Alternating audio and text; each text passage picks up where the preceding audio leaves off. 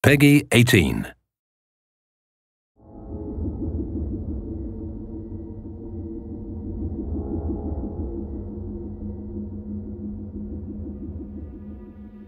This is very personal for me. What's fun about it is knowing this game is made by hundreds of people who deeply care about each other and care about the property growing and becoming the next Star Wars or the next Middle-earth. Whether you're writing a book or making a video game or making a movie, your first job is to get your reader, your player, your viewer to suspend disbelief.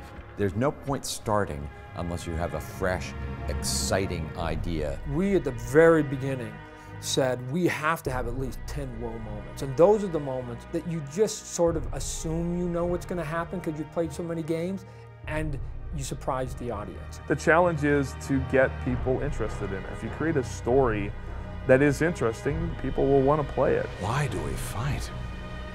Because there is hope. Because only through battle can we break the chains that fate has forged. Let's just make a hell of a game. And if you're going to do a hell of a game and it's fantasy oriented, you have to bring in your adventures and you have to have your elves and your magic and your mages and your monsters and your trolls and your curses and your cyclopses and all the stuff that you would just close your eyes and go, yeah, of course it has to be there. We spent 6 months just building the world. The scenery, the landscapes, the characters, the monsters. They're beautiful or they're horrid.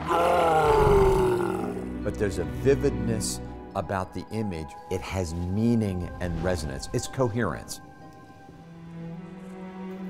The main character in Reckoning starts the game waking up on a pile of corpses. Well, you're dead, see? But you wake from the dead. You're the first person in history that did that. But once you come out of it, you're sort of an empty husk, if you will.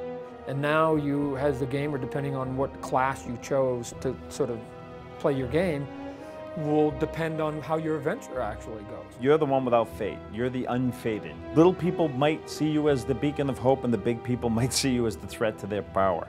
You are unique, you are different, and potentially you are a world-changing person. And at the time this happens is a time of very, very high magic. You, as the player, get to sort of write the history of your character.